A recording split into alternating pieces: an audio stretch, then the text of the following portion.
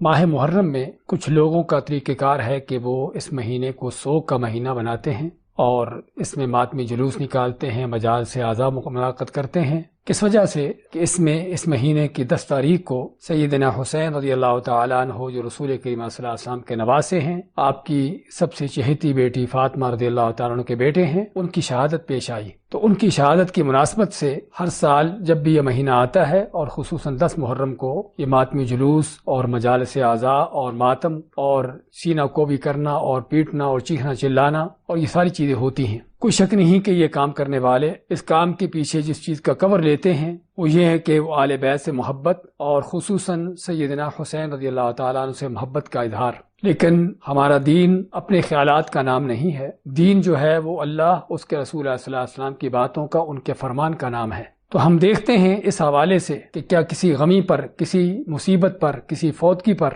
چاہے وہ کتنا بھی عزیز کیوں نہ ہو، وہ مصیبت کتنی بھی بڑی کیوں نہ ہو، اس پر ہمیں اس طرح کے کام کرنے کی اجازت ہے۔ چنانچہ اس کے بارے میں رسول کریم صلی اللہ علیہ وسلم کا فرمان ہے، جس طرح کہ صحیح بخاری کی حدیث ہے، لیس منا من ضرب الخدود وشق الجیوب ودعا بدعوى الجاہلیہ، کہ جو شخص جو ہے کسی مصیبت کے وقت اپنے چہرے کو پیٹتا ہے، گریبان پھاڑتا ہے اور جاہلیت کی باتیں کرتا ہے، یعنی واویلا کرتا ہے، ماتم کرتا ہے، نبی کریم صلی اللہ علیہ وسلم کا فرمان ہے کہ لیس منا، وہ شخص ہم میں سے نہیں ہے۔ اور یہ لفظ ہمیں سمجھنے کی ضرورت ہے کہ جب نبی کریم علیہ السلام کسی شخص کے بارے میں کہتے ہیں کہ ہم میں سے نہیں ہے، تو پھر کون ہو جاتا ہے، اس کا شمار پھر کن کے ساتھ ہوتا ہے،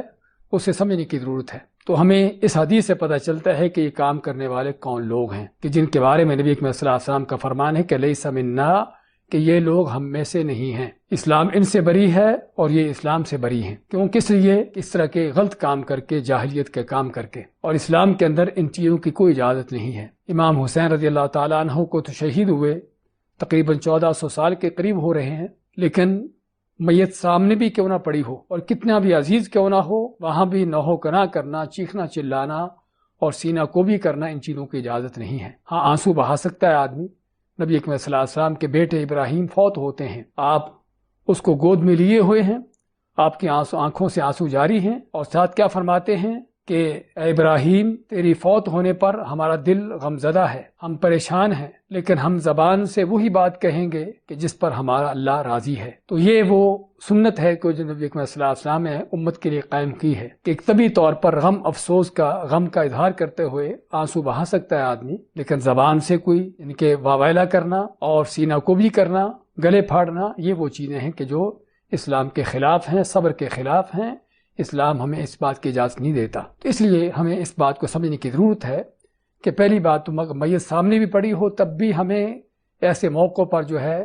کو واویلا کرنا، شور مچانے کی اجازت نہیں چاہیے، جائے کہ صدیاں گزرنے کے بعد بھی، 1500 کے قریب سال گزرنے کے بعد بھی ہم یہ کام کرتے چلے جا رہے ہوں۔ اللہ کے نبی صلی اللہ علیہ وسلم نے اگر افسوس کرنے کی، سوگ منانے کی اجازت دی ہے تو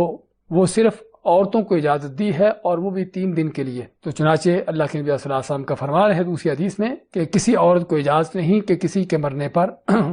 وہ 3 دن سے زیادہ سوگ منائے، سوائے اپنے خاوند کے، کہ جس کے فوت ہونے پر عورت کو 4 مہینے اور 10 دن جو ہے اس کا سوگ ہوتا ہے، اور وہ سوگ ہونے کا معنی کہ اس میں کسی طرح کی زیب و زینت کا اظہار نہ کرنا، کشادی نکاح نہ کرنا۔ تو یہ وہ صرف اس عورت کو اجازت دی گئی ہے جس کا خاوند فوت ہوتا ہے، ورنہ آپ فرماتے کہ کسی عورت کو اجازت نہیں کہ وہ 3 دن سے زیادہ سوگ منائے۔ اور حدیث میں عورت کا لفظ آنا، اس بات سے علماء نے دلیل لی ہے کہ یہ سوگ منانے کی جو 3 دن کی اجازت ہے، یہ بھی صرف عورتوں کے لیے ہے، مردوں کے لیے یہ بھی نہیں ہے۔ تو علی کل حال ہمیں